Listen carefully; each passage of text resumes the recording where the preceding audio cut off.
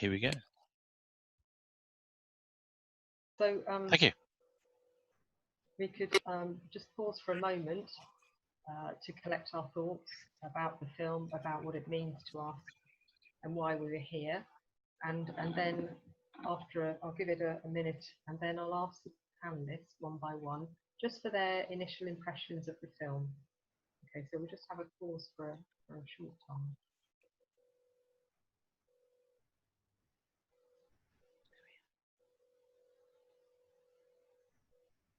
Actually, a minute feels too long, so I'll just go on if that's all right. Is that okay?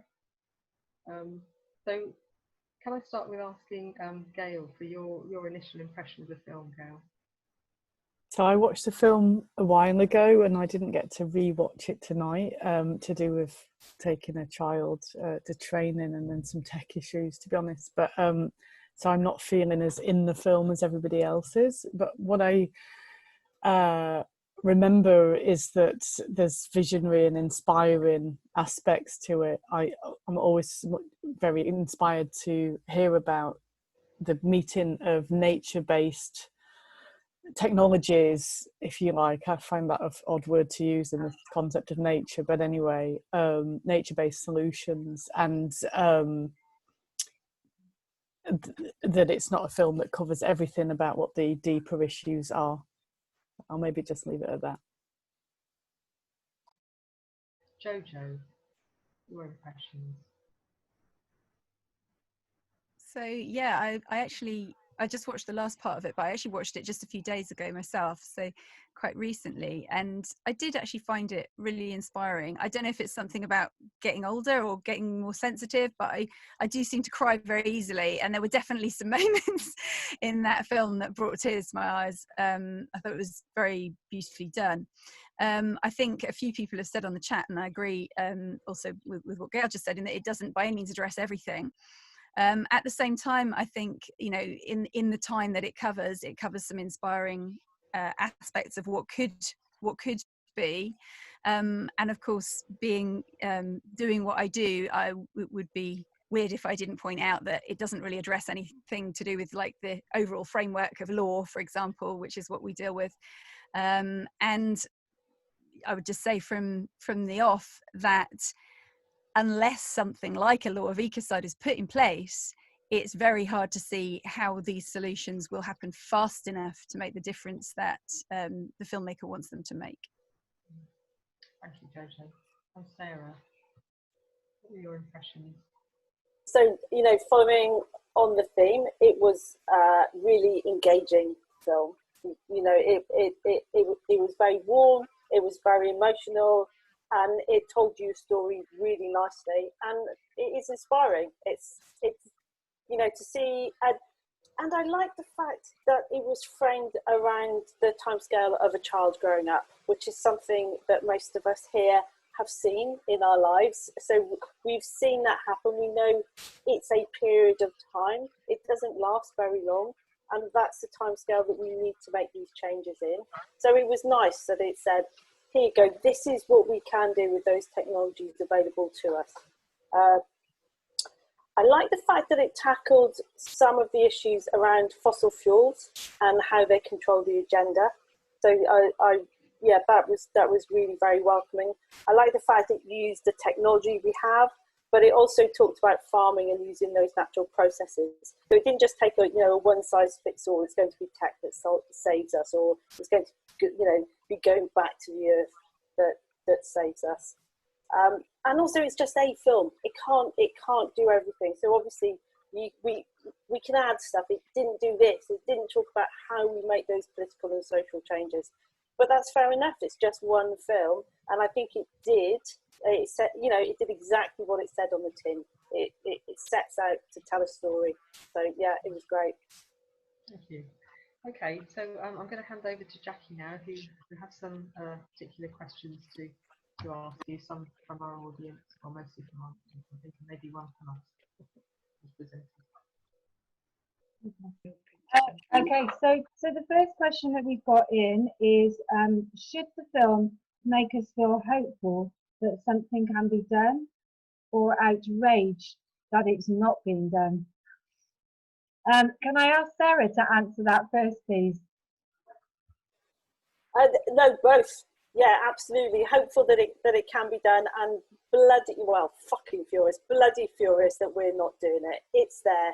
You know we can see how this can be done. So let's ask the question: what's stopping it, and what can we do to remove those barriers? I think we all share your sentiments. Can we ask Gail to answer that question?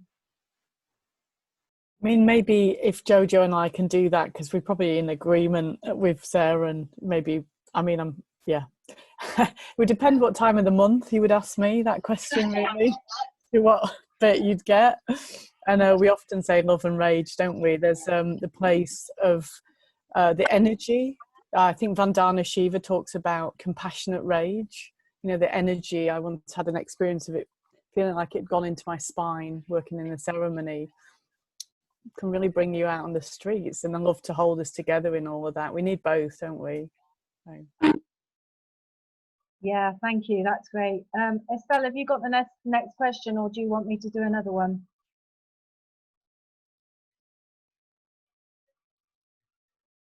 Estelle. Did you want to give Jojo a chance? Oh, I thought Jojo. Sorry, Jojo. I thought the wave your hand. It's completely fine. It's completely fine. I'm totally with both the both the others on that one. Go for it. Great, Jojo. I mean, I would just say something very similar. And yeah, I'm really with Sarah and Gail both on that. I mean, there was a question in the chat for Jojo, especially. I don't know if you track that, Jojo, or somebody will pick that up. But Yeah. There was actually, and it said something like, "How will ecocide energies be tapped into so as to accelerate progress?" Yeah, I did see that. It was talking about how, you know, how many people are signed up and so on, and how to sort of, you know, work with that to accelerate what we're doing. I mean, there's a number of things. The really obvious thing is obviously to spread the word. I mean, I know it may sound in this particular audience, it may sound strange, but there's still just an awful lot of people that don't know about what we're doing. And in fact, for years we've been in this space of, you know, we're not in the business of converting anybody. All we're trying to do is reach those people who are already in that space, because there are so many millions of them. And so it's, you know, I mean, and it varies a lot in different parts of the world. So in France, as you may have heard recently, like the awareness around ecocide is much, much higher than anywhere else actually in the world at the moment. And by contrast, if you talk to someone from the US, you know, a lot of people have just never even heard the word and can't imagine what it means. So it's a huge variation. And so the first and foremost, you know, to tell your mates, tell your networks about ecocide, and use the word ecocide, because I mean, there's a lot of environmental campaigns out there. I mean, you know, thousands, you know, many of whom are actually dealing with what we would call ecocide, so mass damage and destruction of ecosystems, but they're not necessarily calling it that. And a big part of taking forward the demand at the state level is to have at civil society level to have an awareness of what that word is and to be using it. So that's a really, really key thing. I mean, there are some things, you know, obvious little things as well that we have, you know, on the website, things like, you know, a template letter for your MP, those kinds of things. I mean, obviously, if you're in XR because you're going out on the streets, then do it with one of our placards. You know, it's kind of, you know, that's it, you know, it's all kind of variations on a theme in a way. You know, if you know someone that has a big network of their own, you know, a celeb or an influencer of some kind, get them talking about it. You know, it's all about expanding that conversation as fast and as broadly as possible. And we will soon also have petitions, both a UK petition that is sort of delayed in the House of Commons system because there's been so many over the COVID situation, but also our site's going to be kind of converting to kind of 2 tiers of sign up, so that you can sign a petition, and then if you want you can go further and actually, you know, join and contribute funds, so that we're able to then harness, you know, a much broader kind of obvious support. I mean that's quite a full answer, but I hope it covers. Thanks. Thank you, Jo. Oh, that's great. Thank you, Jojo. Estelle, do you want to go with the next question? Yes, there was a kind of a statement and a question really from Peter and Samantha, along the lines of that members of XI, in their opinion, have become more interested by issues such as HS2, Black Lives Matters, and so on, and that XR itself may have lost focus and momentum and members. And the question is, how can we get the focus back on the climate crisis? Can I come to Gail with that question, please? Yeah, thank you. I mean, so my personal view is like XR has been around years now in terms of its conception. Can you hear me, everybody? There's some internet issues here. Thanks. Yeah, we've been around for 2 years. The Occupy movement was around just for a couple of months. Apparently, I didn't realise it was quite so short.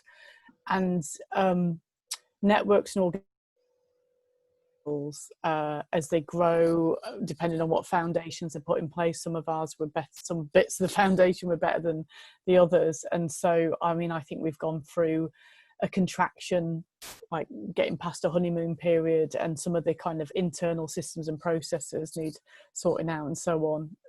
It's a long conversation about where XR's at the minute, and you know, not being able to be out on the streets, which is kind of part of what we're about in a big way, right? So I don't personally think it's HS2 and BLM that are like, you know, I think that is our movement, in the sense of the film makes the point that a really significant issue is the empowerment of women and girls, and we're generally, not always, but we're a lot talking about Black women and girls, and the reason they're not empowered is because Black lives don't matter enough. I mean, there is one example of how the intersection of racial justice and environmental justice are absolutely intertwined. You know, the ecocides that Jojo are talking about are generally in the lands of indigenous people.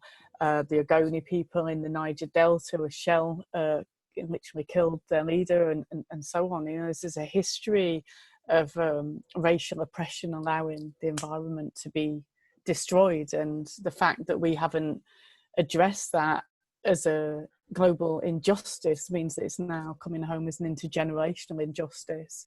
And so it's sometimes it's hard in terms of messaging to get the clarity of a simple message as the climate crisis. We need to do these 3 demands. The reality is there are systemic issues. Another systemic issue is that our politics is captured. You know, all this obvious stuff to be doing, it's captured to vested interests, and HS2 would be a really great example of that. There's plenty of snouts around the trough who are dodging taxes and making money from what's essentially an aviation shuttle service.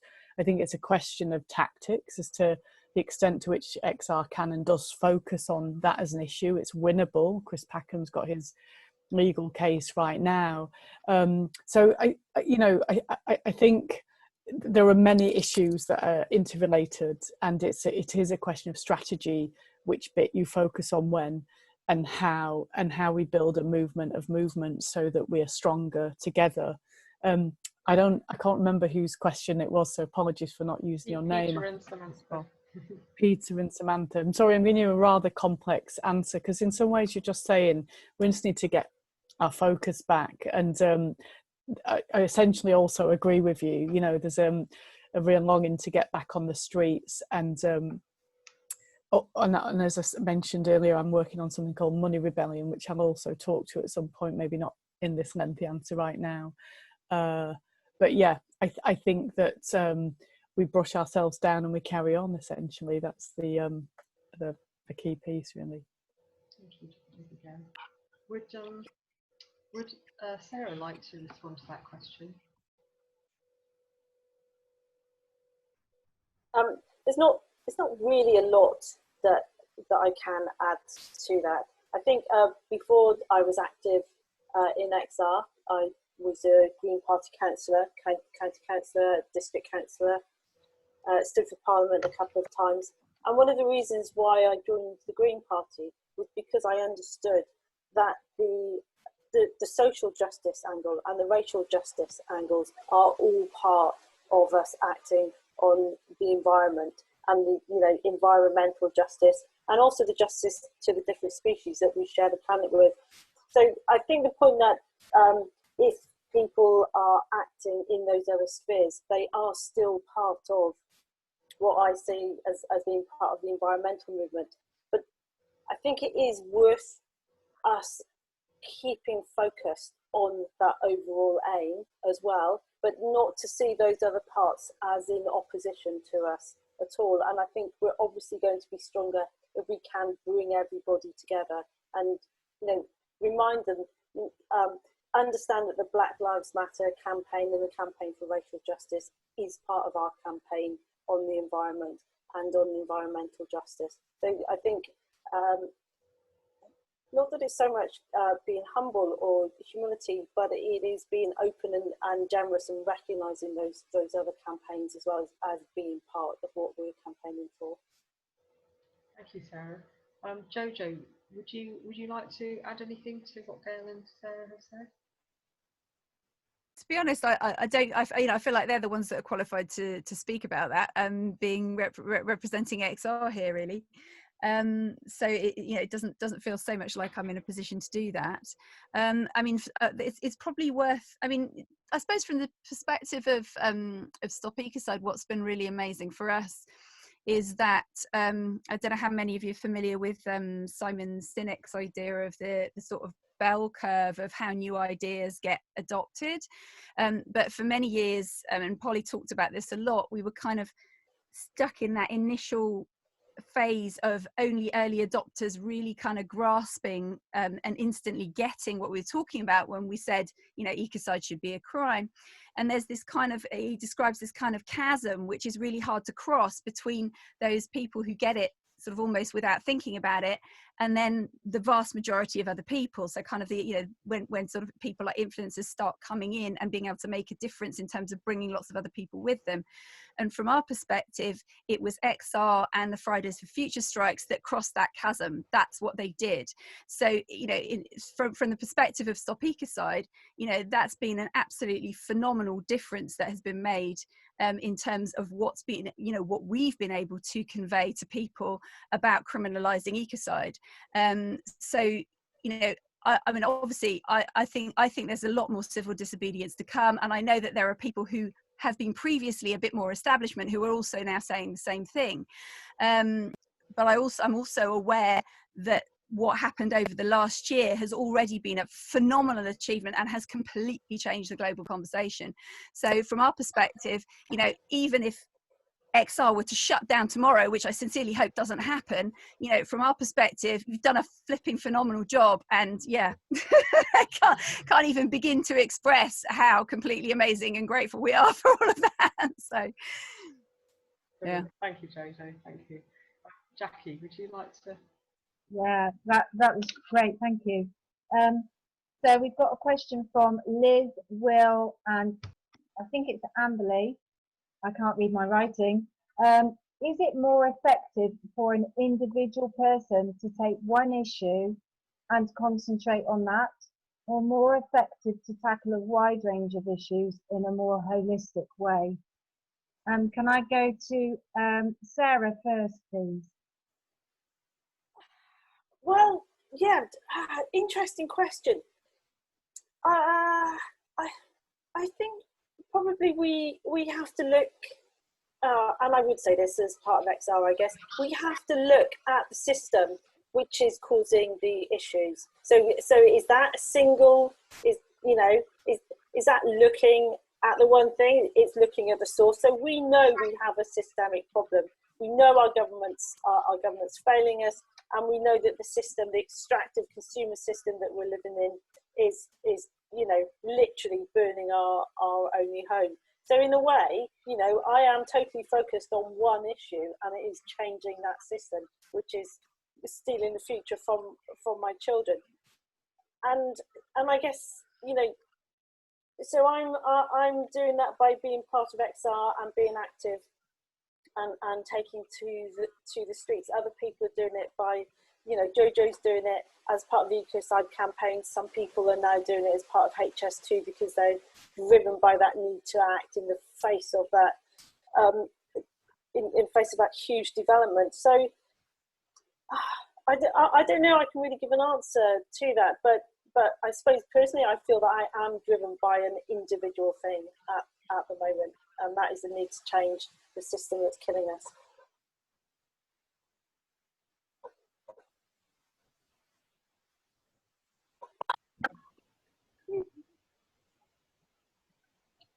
Sorry, Gail, can you hear me? I can now. You were talking while you were muted, Jackie. Classic. Did you want me to say more? Yeah, if you can. Yeah, I guess it comes down to two main things, really. What theory of change you're working to. Maybe you could mute yourself, Jackie, because I think I'm hearing myself. Thanks. What theory of change you're working to, and what really works for you as an individual. How you best serve serve life. And it's from my perspective. I'm working to the theory of change that says that the system has to change as quickly as possible, and that the way to see a rapid change of systems is through mass civil disobedience. However, I think that needs people to have done really deep research to give us figures and statistics to say this is what's the problem. It also needs us to have people who are real experts, the Kate Raworths, the Chris Harmers on this call about waste, and Julian's about water and so on, can tell us about the alternatives. So John Meadley is in our community, the Pasture Fed Livestock Association, and so on. So, it's I think that you can do more than one thing.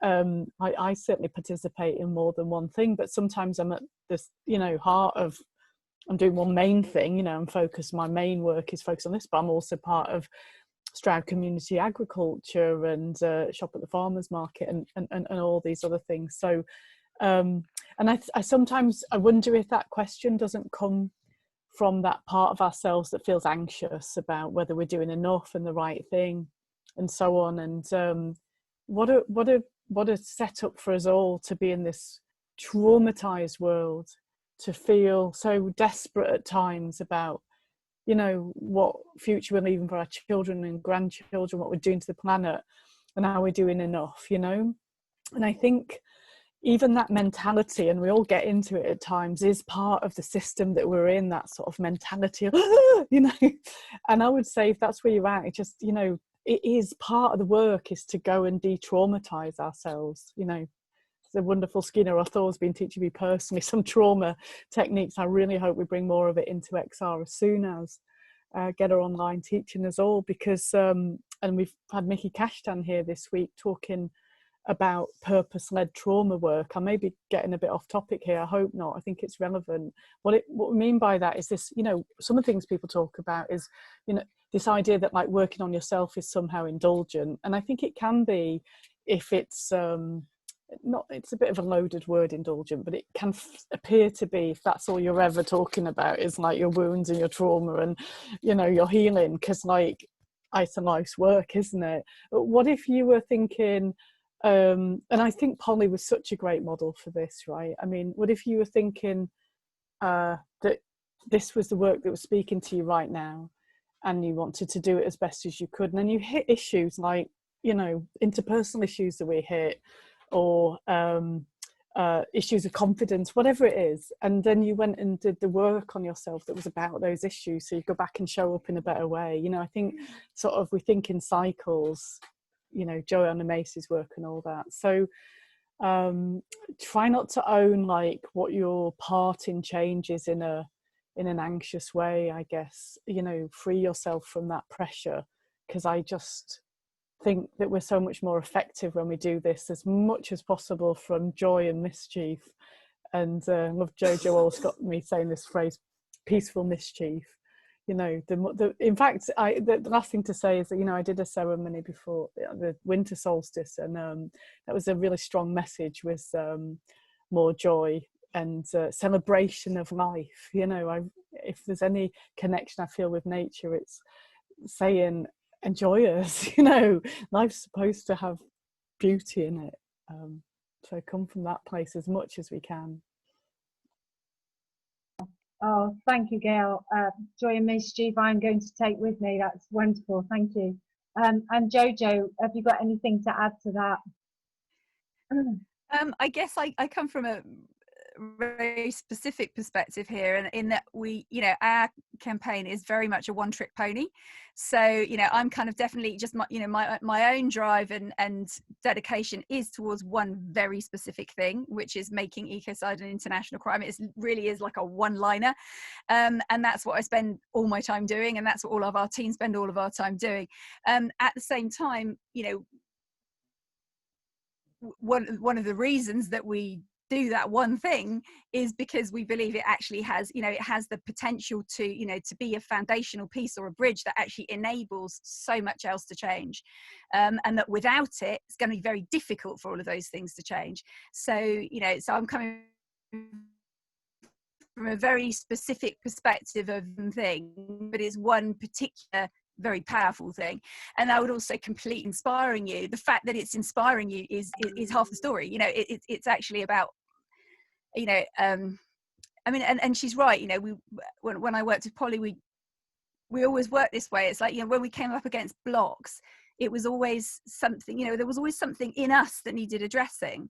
And actually the work itself couldn't move forward until that was addressed.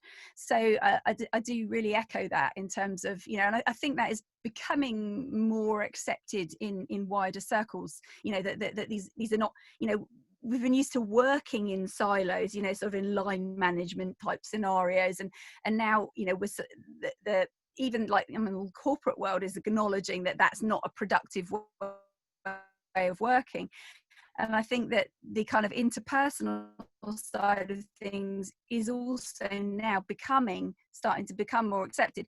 Actually, last people to adopt this, okay, and maybe just adopt this, are the people in the corridors of power in politics, because it's there where you find people still so deeply entrenched in this kind of, growth, economic growth is the only model to follow, and so it's like, I feel like, I haven't probably done as much talking to politicians as either of the other two.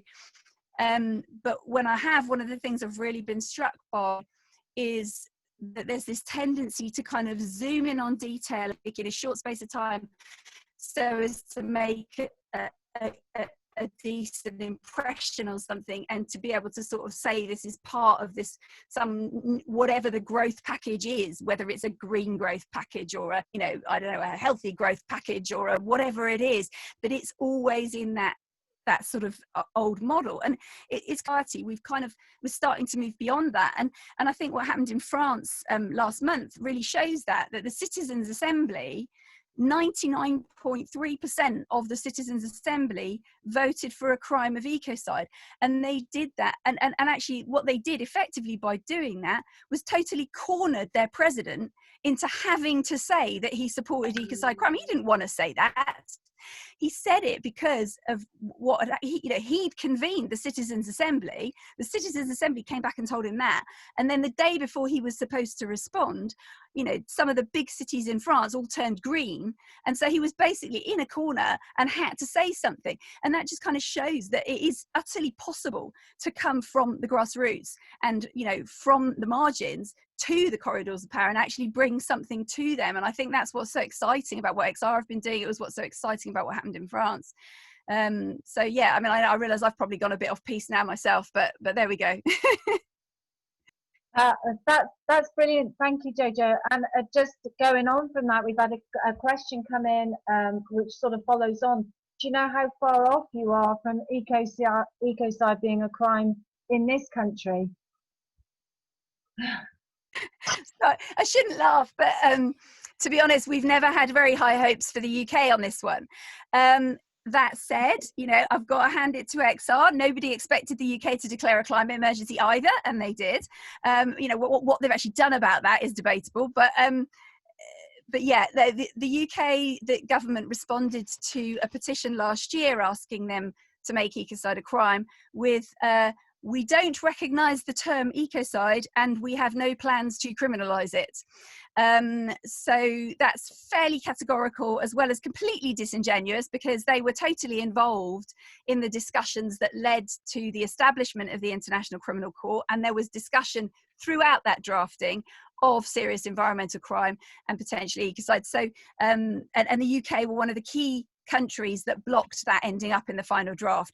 So there's one of two things happening there. There's either a complete denial of the past, or there's a very short-term political memory. But either way, no, we don't really expect the UK to be first movers on it. But that's also why we've had to obviously renew a petition, because all the petitions were dropped at the general election. The new petition that's about to come out is not actually asking the UK to make ecocide a crime here. It's asking them to support it at the international level, because actually that's a safer political thing for people to do. And what it means is that we can get on with the job behind the scenes of actually getting a state or a group of states to propose it. And then when you've got a whole bunch of other states that have got all their population saying support it, that kind of puts them in a bit of a Macron position, and they kind of have to come with you. So that's the angle we're taking. Thank you, great answer. Can I hand back to Estelle, please, for the next question? Right, okay. We've got a couple of other questions here. One is about how XR can best engage the hope and the imagination of people, so that we can't perhaps work towards a future if we can't imagine it.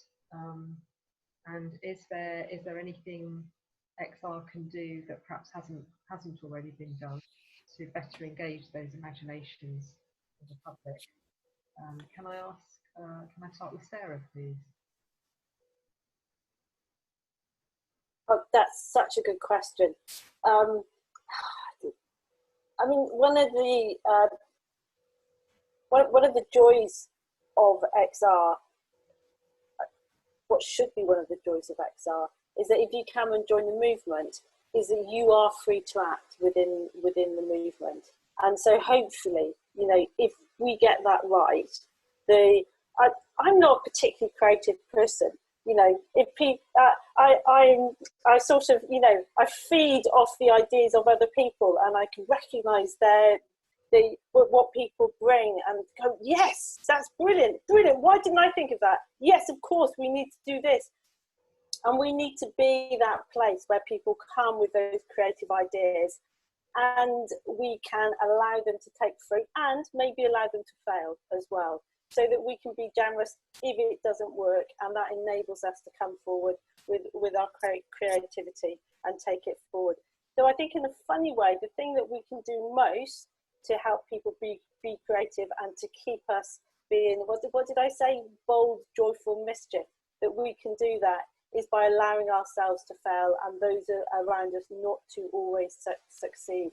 So yeah, accepting failure allows us to bring those ideas forward, and hopefully then primes us for success. Yeah, thank you.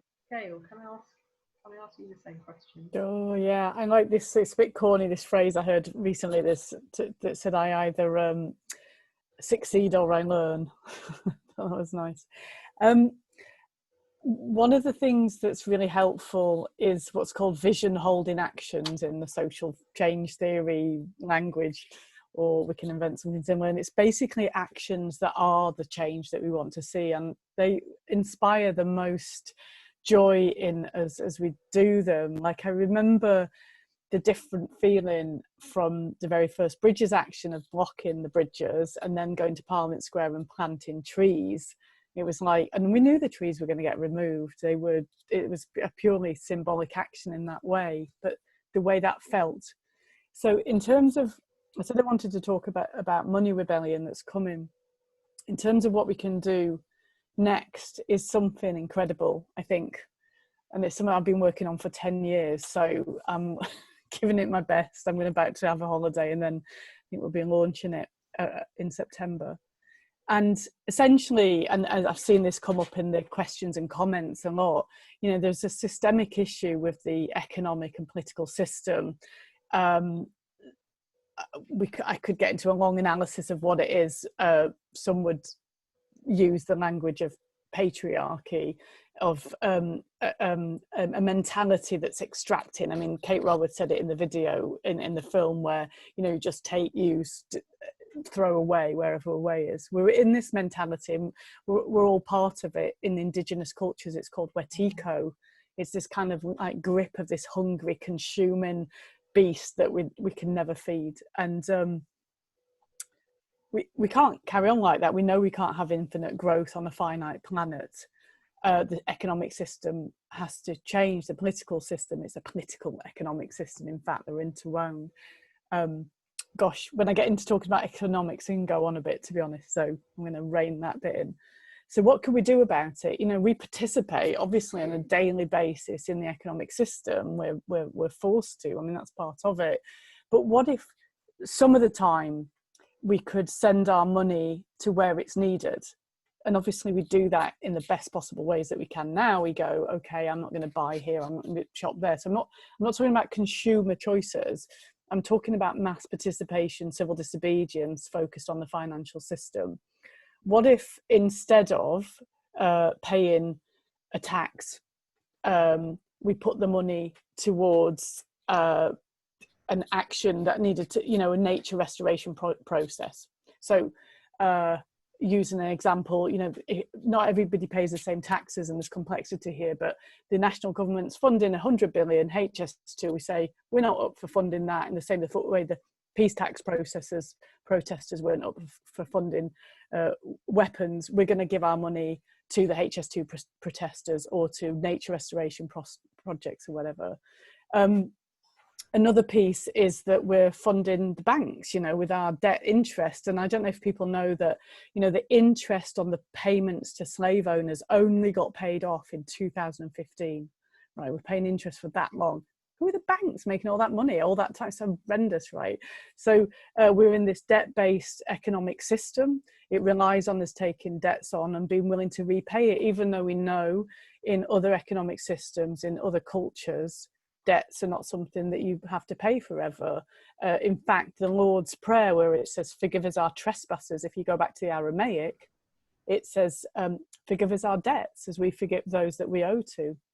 So why are we paying our debts in a system? I mean, I know there's complexity, and I can't explain this whole thing to you in a 5-minute answer, or however long I'm going to go on for. You'll be getting a talk online soon about all of this. So it's been a complex thing, because how do we then, you know, the money, for example, that we might give to a bank, or we could take money from a bank and give it to the indigenous communities damaged by that bank's actions.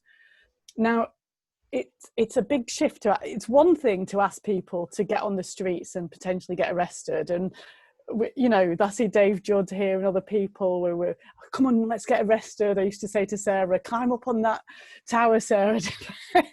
I never thought people were going to do it, and then wow, it's like become normal, isn't it? You know, and I know it's not for everybody, and it depends on your circumstances. Well, not everybody's just going to suddenly stop paying debts or some taxes or whatever. We need a process, and the process is we say, are you interested in a money rebellion? And people say, well, maybe.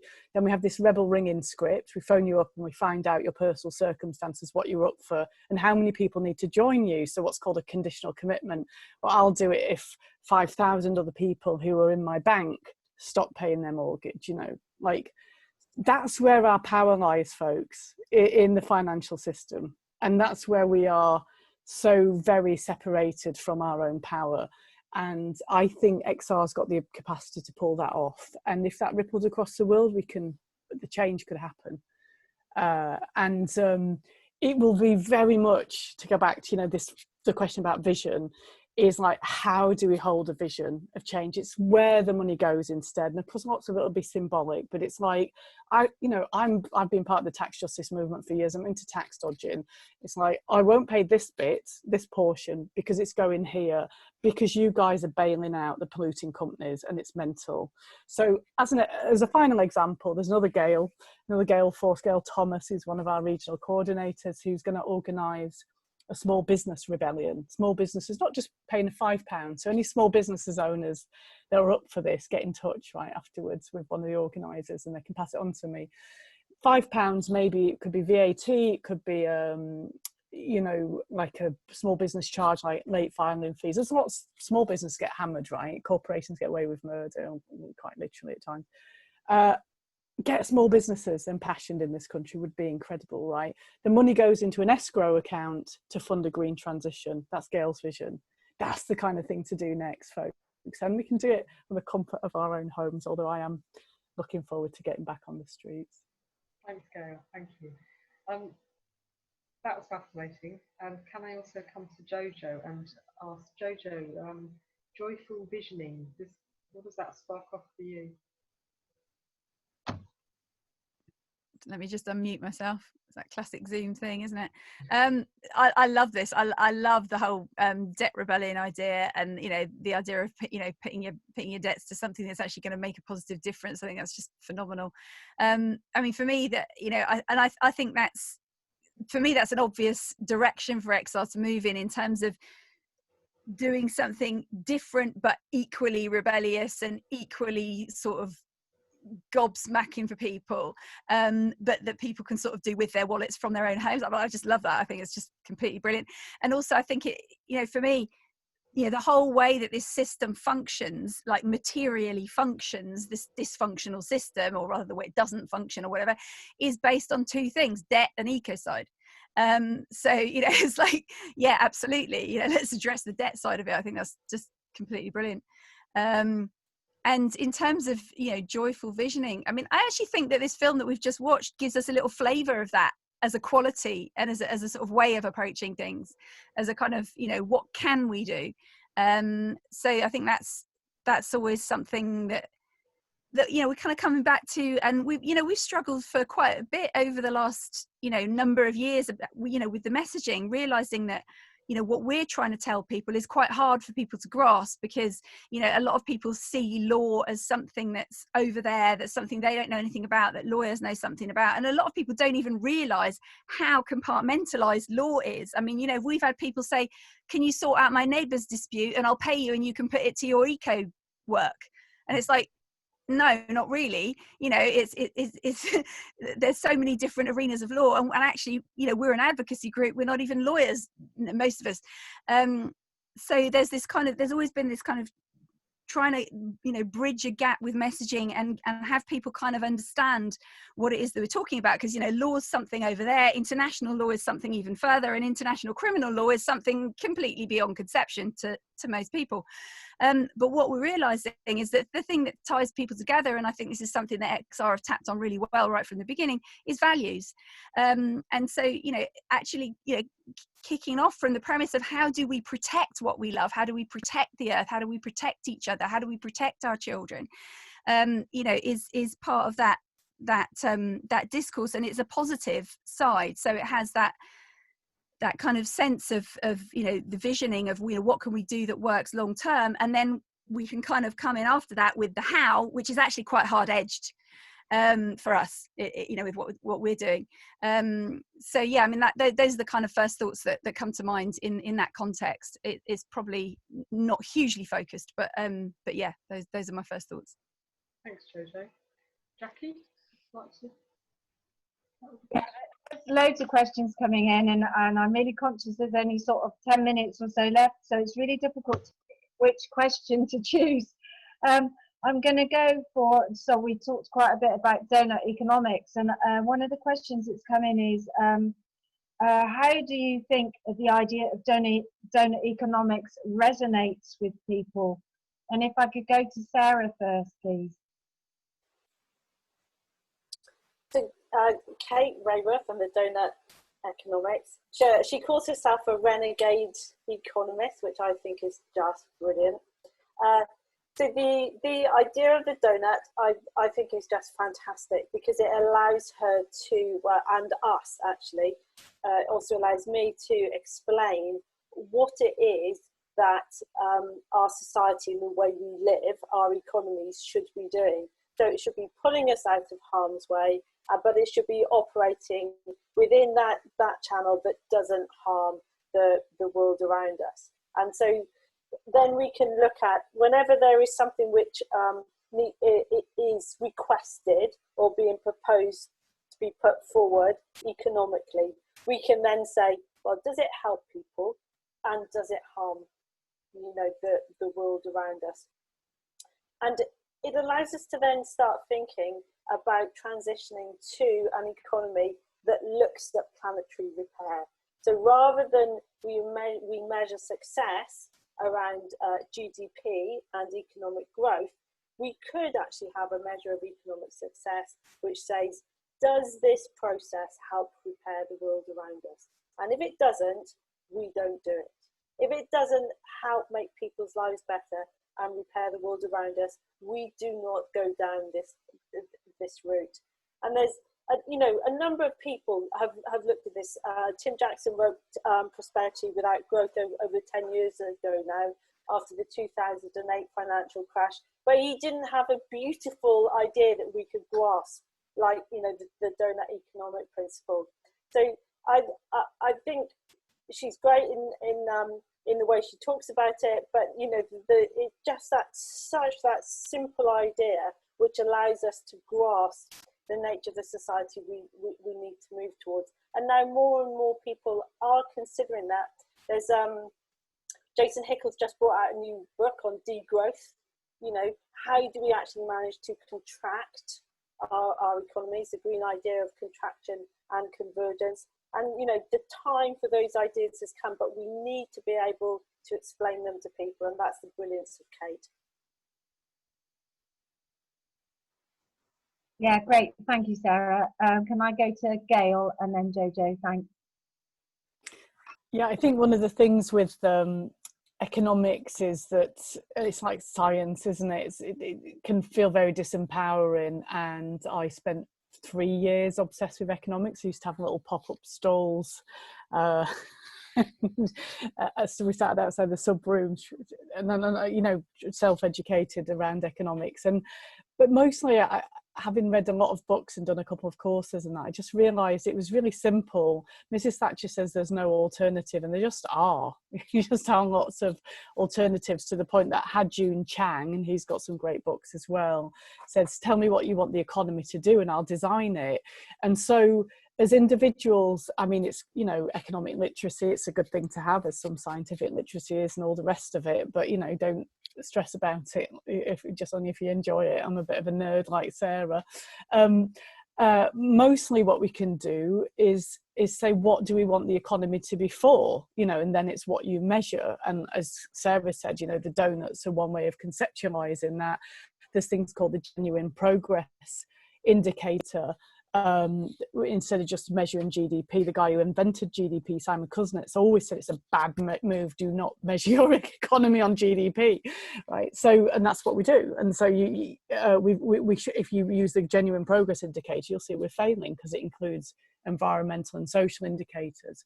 So we can say what we want it to be for, and, you know, stopping harm and repairing harm, not complicated, and then things can get tested against that. Like, how are we going to make that happen?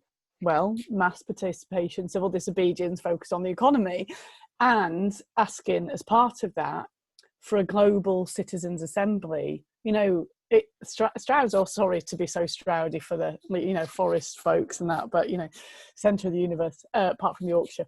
But, you know, we've got Rich Wilson here working on a global citizens' assembly with his wife, Claire, who's being part of the French process. I mean, it's just an incredible, exciting time that this could happen. And I just think, you know, that's what one of the main things we're calling for with the Money Rebellion, is that we want not just citizens' assemblies at local and national levels, but globally, to rewire humanity. It has to be that prophetic. And I think, to go back to that vision point, that's what inspires people. It's not to ask for a small thing, you know, and that is part of what happens as well. You want structural changes, just with the small structural changes, but you also want the biggest thing. We have to rewire ourselves, right? I mean, that's how I say it. We need a new operating system. One of the participants mentioned indigenous wisdom completely. We need to rewire ourselves to find our own indigenous wisdom, which is that we are part of, we're all together and part, you know, one. I loved all the t-shirt suggestions. We're together, one family, part of nature, and we reconnect with that or we die. Really, that's the sort of choice. So. Thank you, Gail. Jojo, is there anything you want to add to that? To be honest, I mean, Gail kind of pretty much ended up where I was going to say, you know, what I was going to say as well. You know, this is all about, it's all about mindset. And I think Kate Raworth actually does talk about that in her book, in Donut Economics. She talks about what, you know, the key issues being that we think of ourselves as separate to nature, and that echoes what some of what's been coming up in the chat. I've noticed about, you know, needing indigenous wisdom and recognizing that everything's connected, and that's what Gail just brought in, and I think that's absolutely what we're looking at. And from our perspective, again, I mean, I keep bringing it back to ecocide law because that's my job, is that we do see that changing the law in this particular way has a way of tapping into that, and it actually kind of almost forces that to start moving, because if you it's a fairly simple change in the sense it's just adding a crime to a system that's already there and tapping into the criminal justice systems that are already there across the world, so that effectively you should end up with a situation, at least in theory, where you just tap a policeman on the shoulder and you go, oi, there's an ecocide happening over there, I want to report a crime.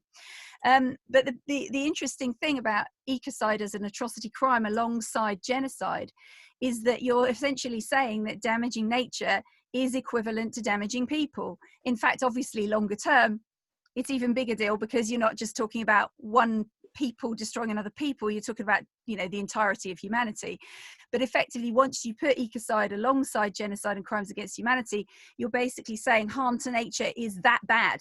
It's that bad to do that. There's an equivalence there, at which point you then start thinking, well, hang on, you know, if damaging nature is as bad as damaging people, doesn't that mean that, you know, the two things are equivalent? Maybe the two things are connected. You know, maybe we can be looking at, you know, the legal system acknowledging rights of nature and saying that those are also subjects of law, you know. So it starts to kind of create that kind of mental shift, or mental and moral shift, in quite a sort of major way.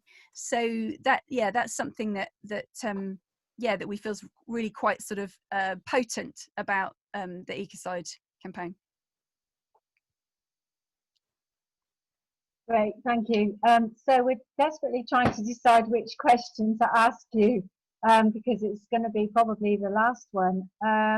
Estelle, what do you think? Do you want to choose? That's like delegating, isn't it? How horrible.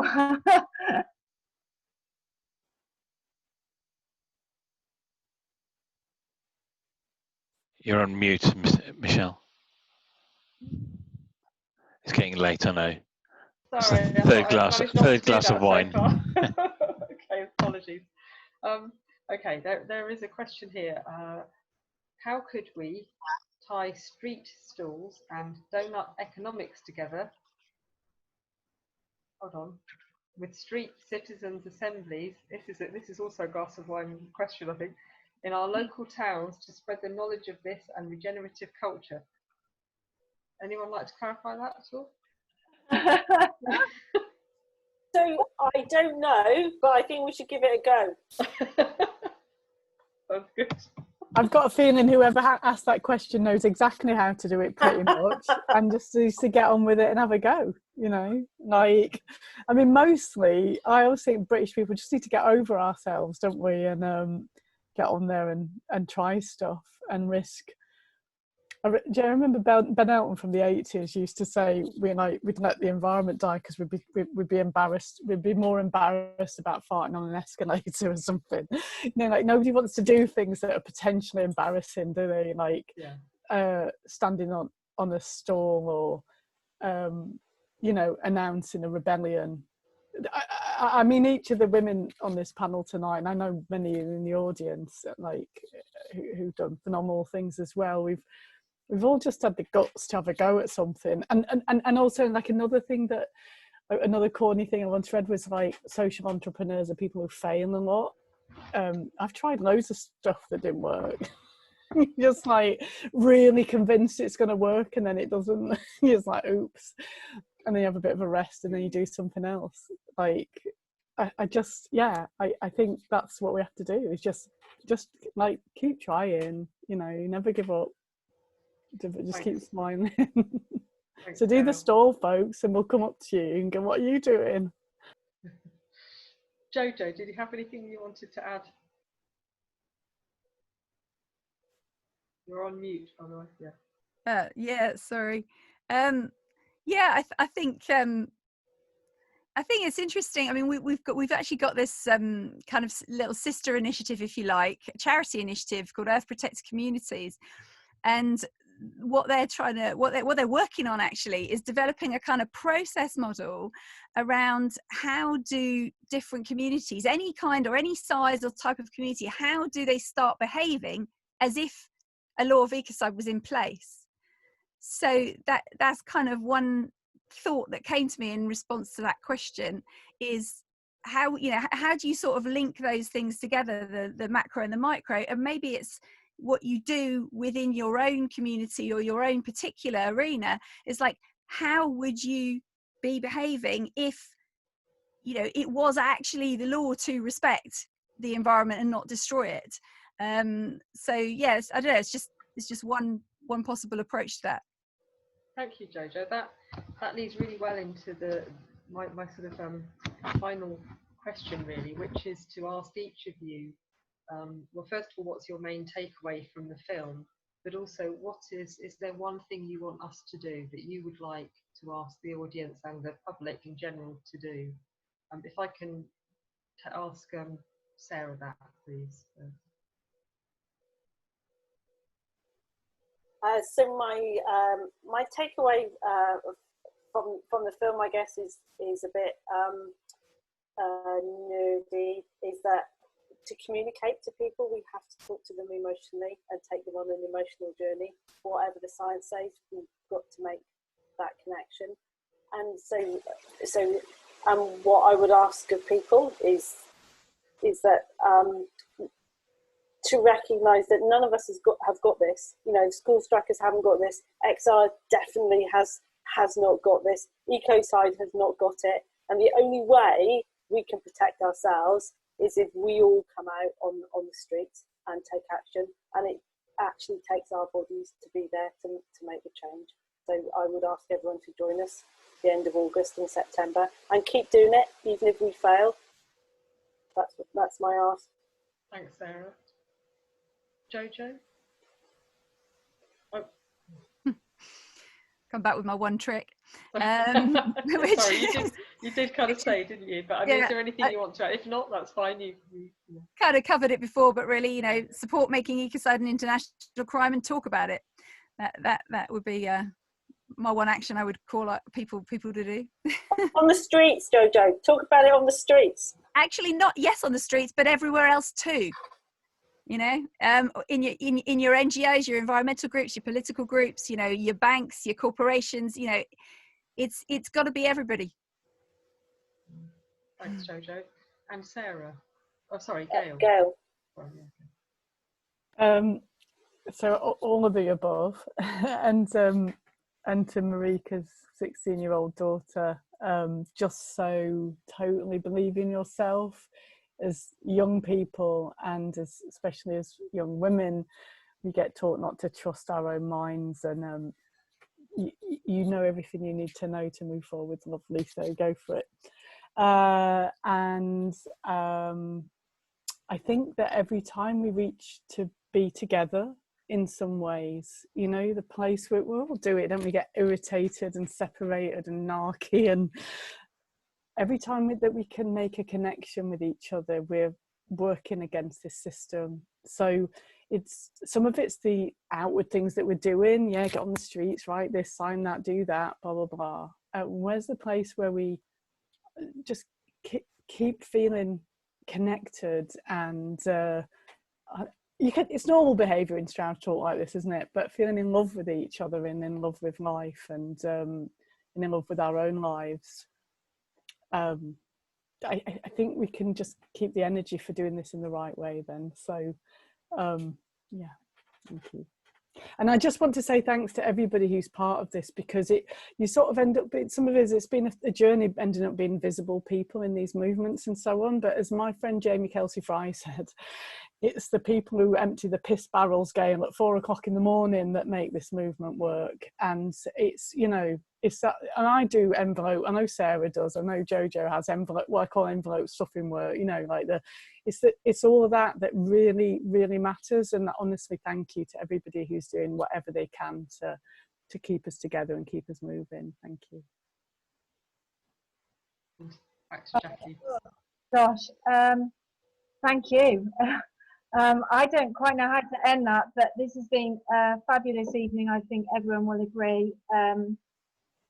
So there are some thank yous, obviously. I suppose to the participants, people turning up and joining in and asking fabulous questions and sharing all their chats and their enthusiasm and their love. And that's brilliant. Thank you for coming and helping to make this such a success, really. Thank you for the donations people have sent in. We really appreciate the generosity, and we'll make sure that that money gets channeled to XR. To the panelists, wow, thank you so much for sharing your time. It's really precious. All of our time is really precious, and we really appreciate it. We're just in great gratitude to all three of you for your insights and your knowledge and your enthusiasm, and everything that you've shared with us tonight has been brilliant. Thank you. For those people that have helped make this happen, Neil, your technology is incredible. Well done. Estelle, thank you for helping me. Marguerite for asking the panelists and everybody else that's been involved. Quick reminder, of course, there is a rebellion coming up. And so we mustn't forget that one. I know that Extinction Rebellion Gloucestershire are starting to organise things for the end of August, so August bank holiday, and then we'll be out on the streets in September, on September the 1st. I think we'll be going to Cardiff, so we'll look forward to seeing you all there.